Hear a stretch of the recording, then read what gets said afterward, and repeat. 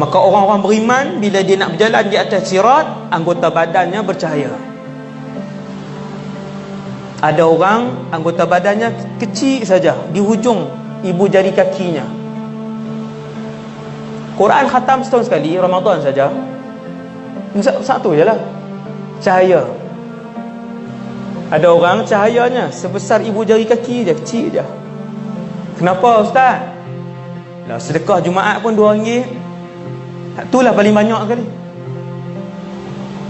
RM5 paling banyak. Takut menggeletar nak bersedekah. Laki terakhir ni dia pun lintas sirat, kata Rasulullah. Kadang berjalan, kadang merangkak, kadang menyuluh, jatuh, bangun balik. Akhirnya sampai di halaman syurga. Allahu Akbar.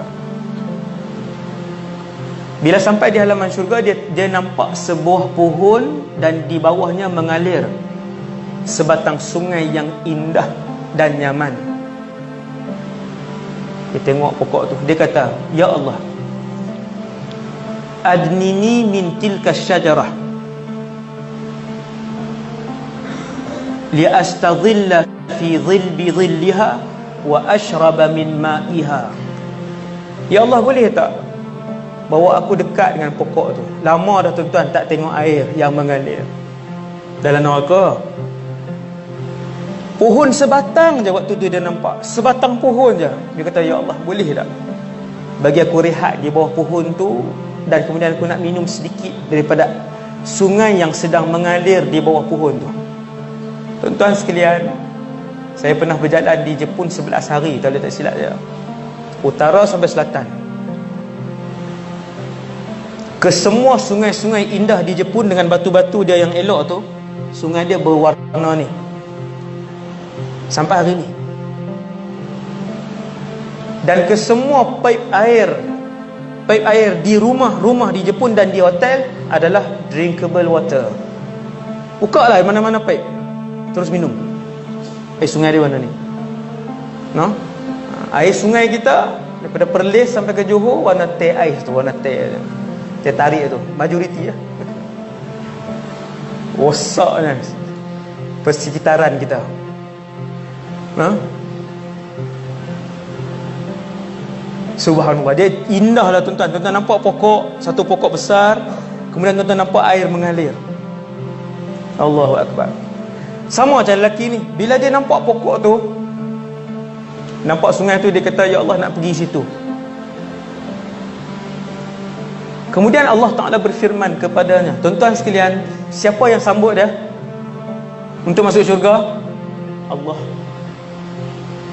VIP kalau lagi ni, dia nombor last sekali dalam syurga, yang paling miskin dalam syurga, tetapi tetap disambut oleh Allah. Ini istimewa. Ahli syurga ni istimewa dia. Sebab tu tuan-tuan, jaga iman kita, jangan lepas iman tu je. Jaga iman tu sampai kita hembus nafas yang terakhir. Jaga-jaga. Hari ni ramai orang lawan Islam. Nama Siti, nama Muhammad, lawan Islam. Hati-hati, kan? Jangan sampai terlepas. Jangan sampai di sisi Allah kamu sudah tidak dinamakan Islam. Rugi kita. Kemudian laki ni, bila dia minta, Allah Ta'ala kata, "Kalau aku bagi kamu duduk bawah pokok ni dan minum, boleh jadi kamu nak minta benda lain."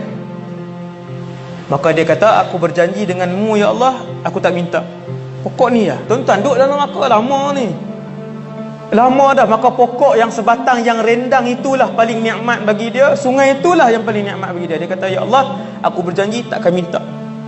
Allah Ta'ala pun izin, okey, pergi. Dia pun sampai, dia pun duduk rehat, dia pun minum.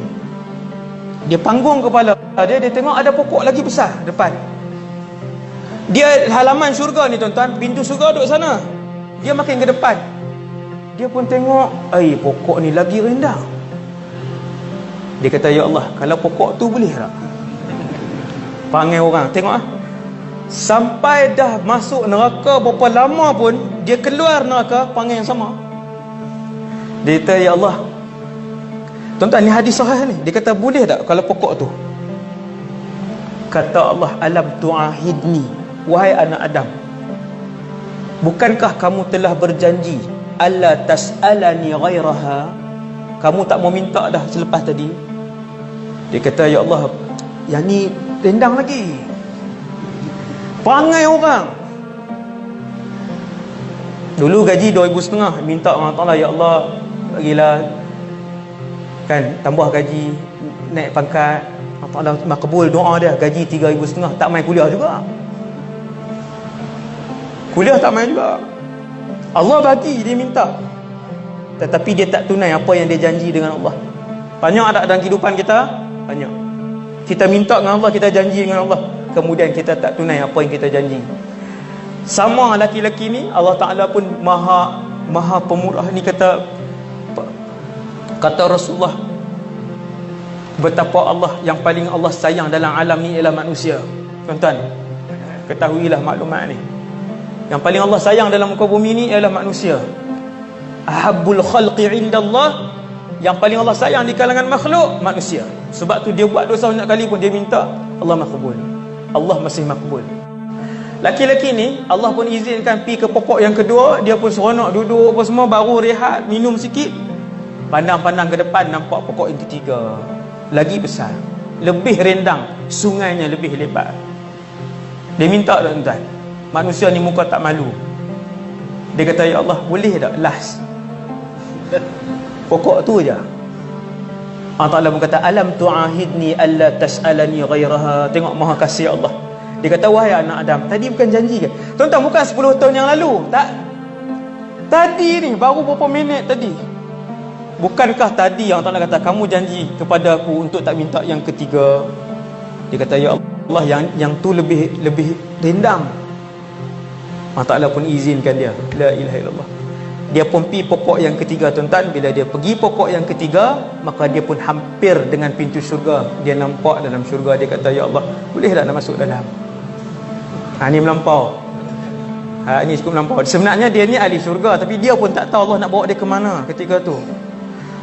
Betapa mesranya Allah dengan manusia. Tuan-tuan tengok hadis ni, betapa Allah kasih dan sayang kepada kamu, kata Rasulullah. Kamu tengok hadis ni. Dia kata, ya Allah, boleh tak nak masuk? Nak masuk pula dalam syurga. Allah Ta'ala kata, masuk, boleh. Tuan-tuan tahu apa Allah Ta'ala buat kepada dia? Dia pun masuk syurga. Fayukhayyalu ilaihi adnaha mal'a. Ni saya baca teks dia ni, hadis sahih ni. Allah SWT sengaja bagi nampak syurga ni macam penuh. Allah usik dia. Dia pun masuk, dia tengok penuh. Istana ni penuh, yang atas bukit penuh, yang atas laut penuh, yang bawah laut penuh, dia tepi gunung penuh, yang atas gunung. Dia pusing syurga. Dia pun keluar balik di pintu tadi. Dia kata, ya Allah, innaha mal'a. Ya Allah, penuh. Allah Ta'ala kata, tak penuh, banyak kosong. Subhanallah, sayang Allah dengan manusia. Dia pun masuk kali kedua, nampak penuh. Dia keluar, bagi tahu, dia kata, ya Allah, penuh syurga. Allah Ta'ala kata, kosong, ada masih kosong.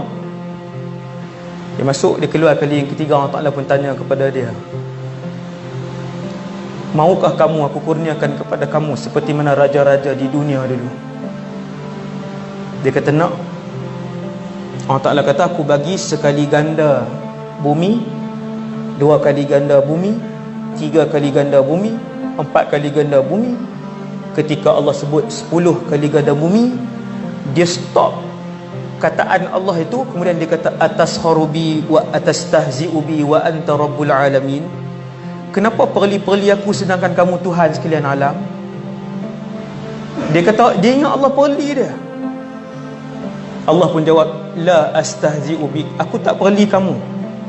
Inni ala ma asya'u qadir, sesungguhnya aku, apabila aku kendaki sesuatu, aku boleh buat benda tu. Itu adalah hak kamu. Tuan-tuan, laki-laki terakhir dalam syurga memiliki kekayaan seolah-olah memiliki 10 kali bumi.